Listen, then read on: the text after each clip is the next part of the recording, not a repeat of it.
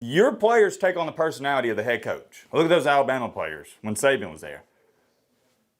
They were just like Saban. Now look at our players. We got guys on 4th and 1, quarterback sneak, doing jump shots. What are we doing? It's just like we've lost our edge and the lack of urgency. There's no sense of urgency. Kalen DeBoer standing over there like this.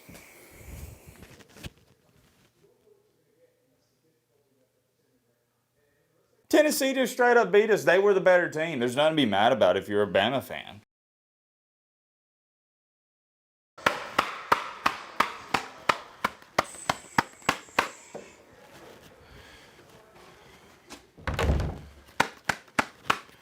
We got a lot to talk about, man. By the way, last night, and if you're wondering what's in my hand, I'll explain that.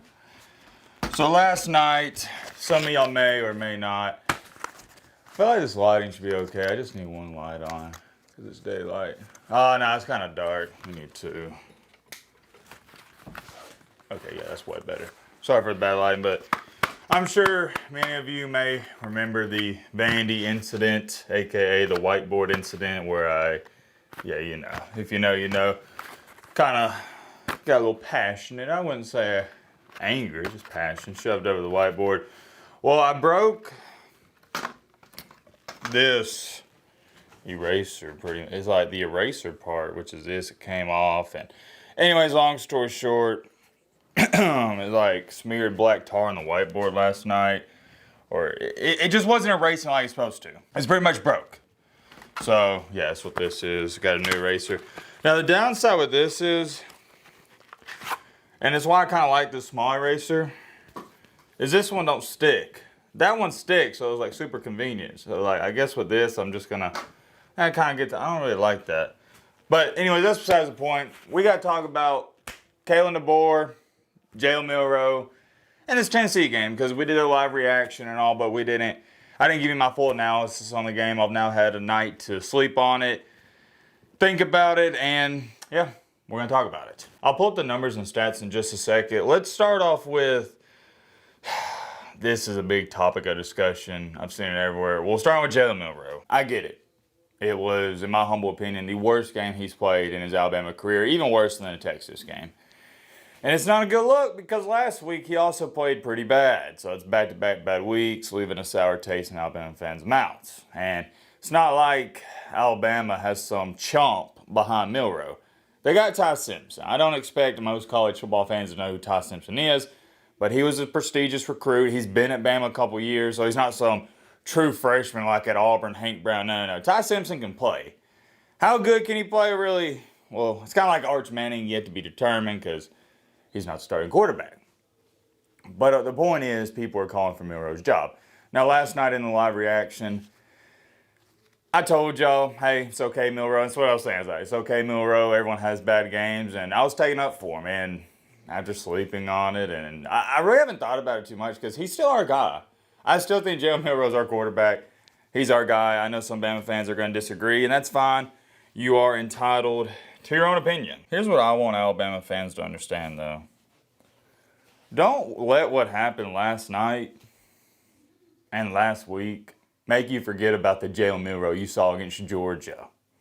41 points. Did you see how Quinn Ewers and Arch Manning looked against that Georgia defense? Pathetic. Don't let the performance last night against South Carolina make you forget about the reason we got into the playoff last year. It wasn't because of the defense. It was because of Jalen Milroe. That's it. I'm just saying. And I know Bama fans, they're going to have the knee-jerk reactions. Oh, we got to move on from him. He's not the guy. I get it. I can't emphasize that enough. I know that's what you're saying.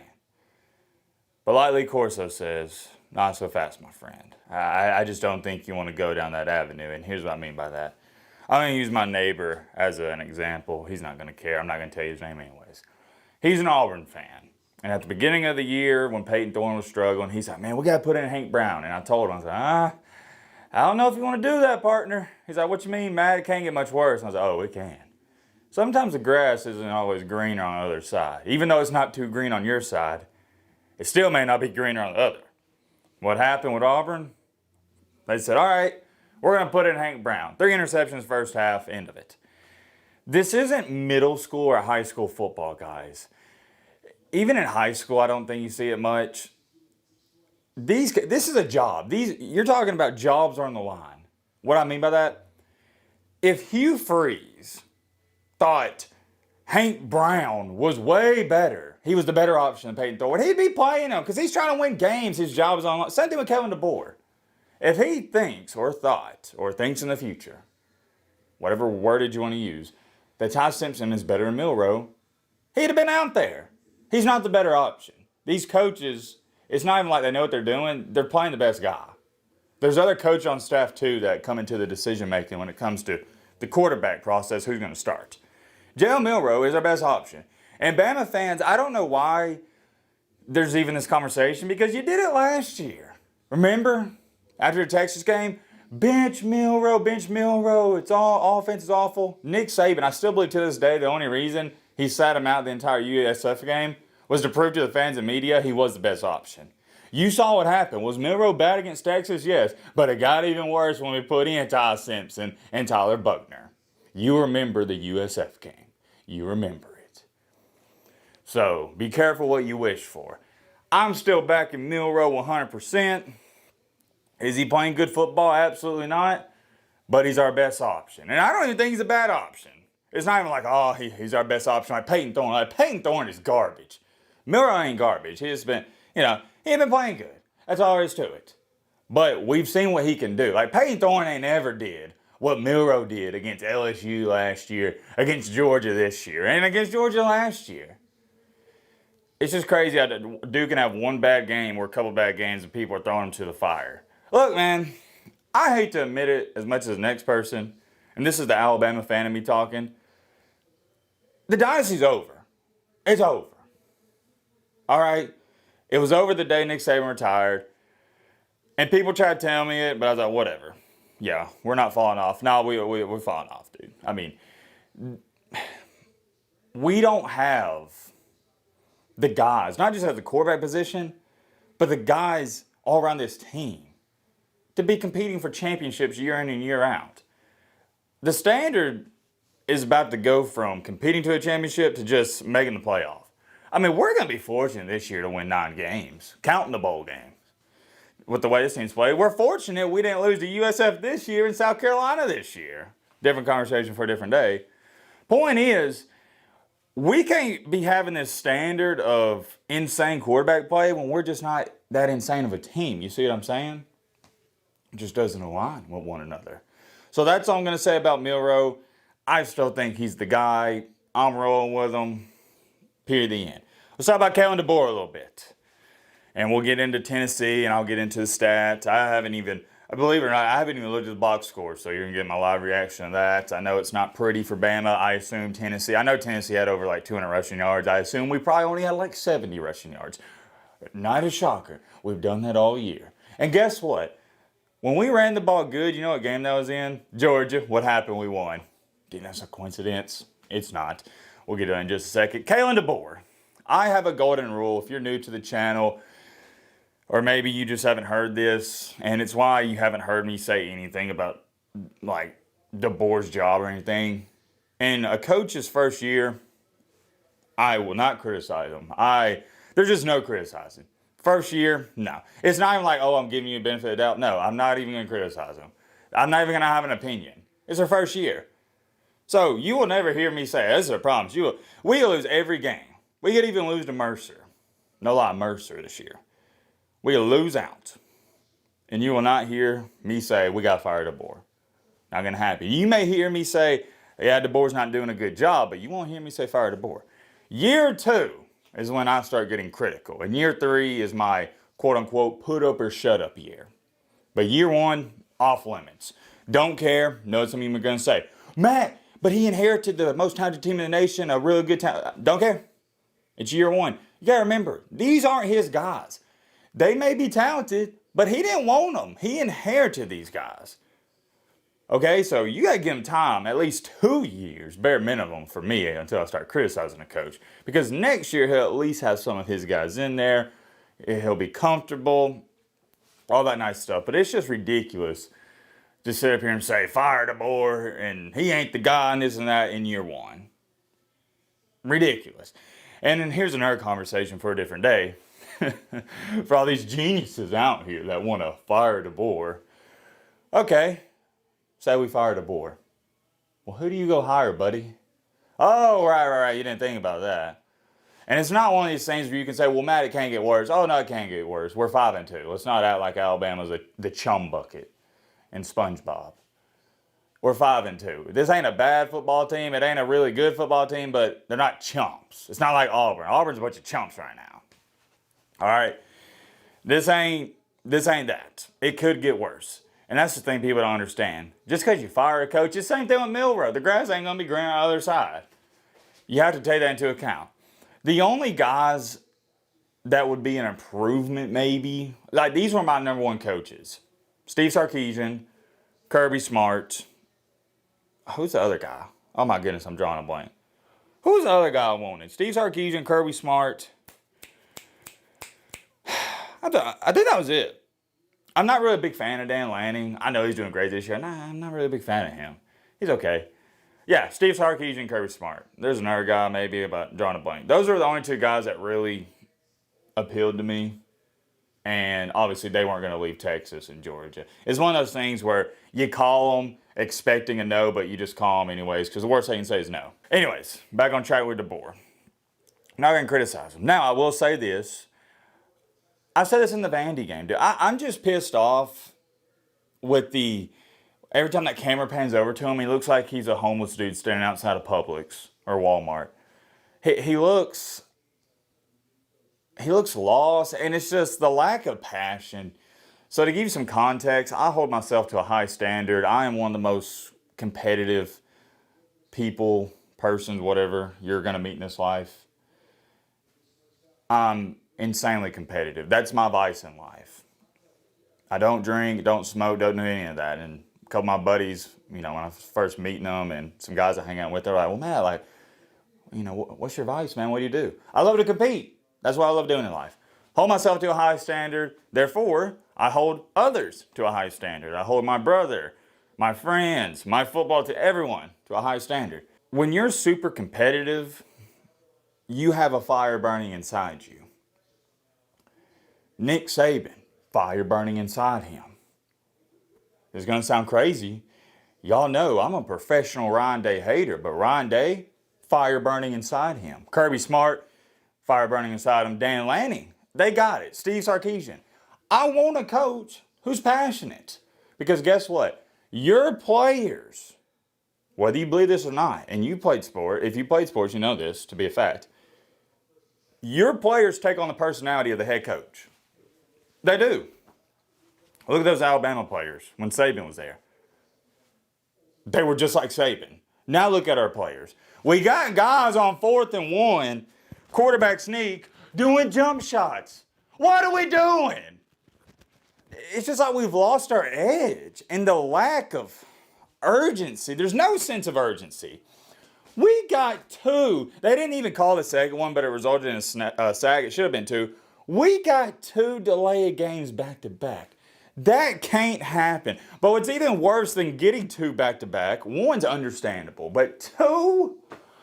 Come on, man. But what drove me insane, not really, but kind of exaggerating, what drove me insane is the fact Kalen DeBoer standing over there like this.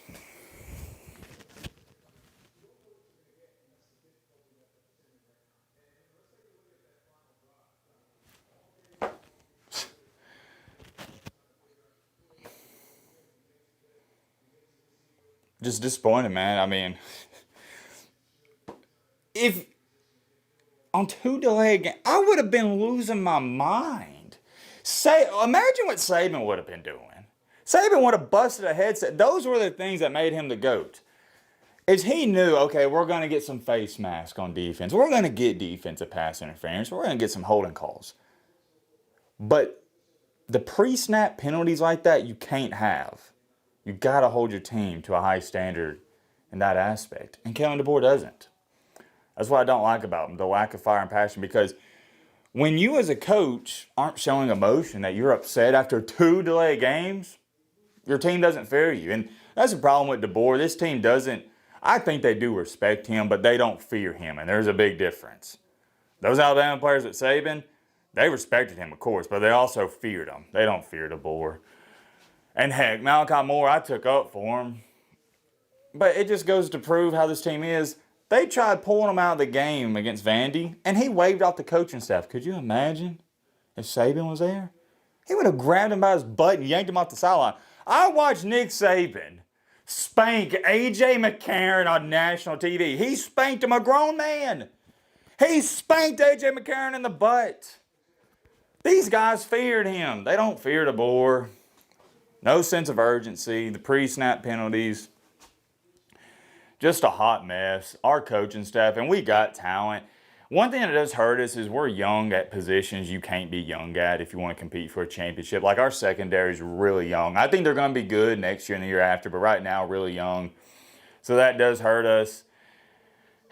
Wide receivers are kind of young when you think about it. I know Ryan Williams is playing good, but we're just not a very seasoned veteran team, I guess you shall say. Shall say. Kind of messed that up. Sorry about that. But yeah.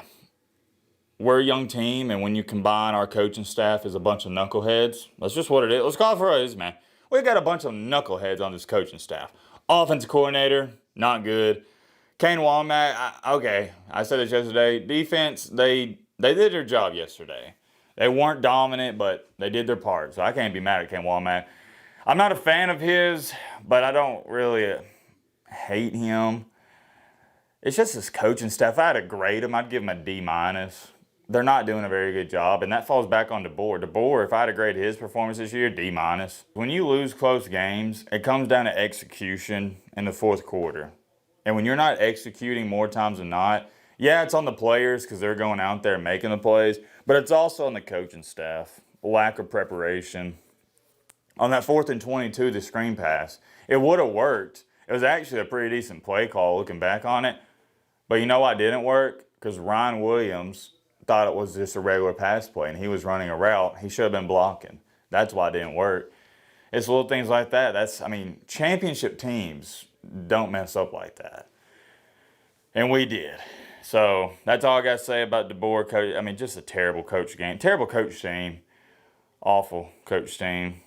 I will say O-line held up pretty solid yesterday. They weren't unreal, but that Tennessee edge, they got some NFL studs on that team. Last thing I want to say is Tennessee, they were just a better team than us. Yeah, we got hosed on a couple calls. Everybody knows this. The Ryan Williams holding should have been called. That probably would have gave us another touchdown. We would have had it 1st and goal in like the 2 or 3.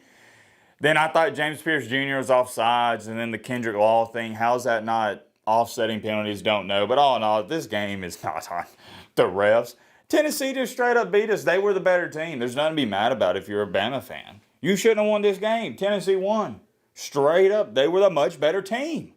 They were. You're probably thinking, oh, Matt's about to write down Jalen Milroe's stats. No, I'm not. I'll read them off to you. 25 for 45. While we throwing the ball 45 times a game in a game in which we were winning. Don't even get me started on that. 239, 1 touchdown, 2 INTs. QBR actually not that bad, 65.3. For those of you who don't know, QBR is based on a scale of 1 to 100, 50 being average. Here's what I'm about to write down, and it's why we lost the game. There's no ifs, ands, or buts about it. All right, let's play the guessing game. Rushing yards. You want to take a gander at how many rushing yards Tennessee had? And they're a good rushing team. So, didn't completely shock me they did this. A big whopping 220. Good rushing team. Not going to say too much about it. Bama, on the other hand. Want to take a guess? The big old 75. Alabama got outrushed 220 to 75. Let's do some quick math with your boy Matt. You know, that's, what is that, 145-yard difference? I believe it is. Good math, Matt, right? Because 220 minus, 140 yards. Oh, well, 145, like I said. 145 yards. Unreal.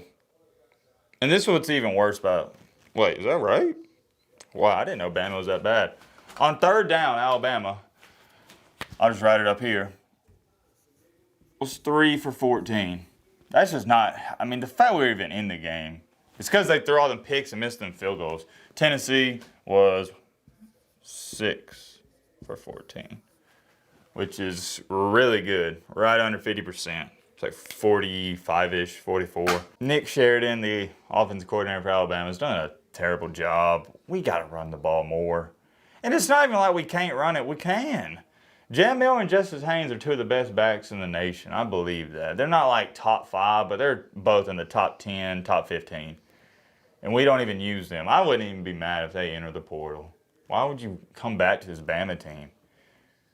We threw the ball 50 times in a game in which we were winning all the way through up until the fourth quarter. Or the end of the third. But you know what I mean. It's just pathetic. And it's a coaching thing. We got to run the ball more. There's many more things I could say. I've already made this video long enough. Tennessee, congratulations. I'm not going to say you owned Alabama, because Tennessee, look, this was the definition of the battle of the mid. Tennessee didn't play good, Alabama didn't play good, but somebody had to walk out of here with a dub. So congratulations, I guess, to Tennessee. You know, they're not going to take this as, oh, we didn't play good. Dude, they never beat Alabama. So this is a huge win regardless, and I'm happy for a Tennessee fan base, wishing them best of luck. For Alabama, well, it's going to be interesting. I'll leave it at that. I'm curious. Let me know your thoughts down below. But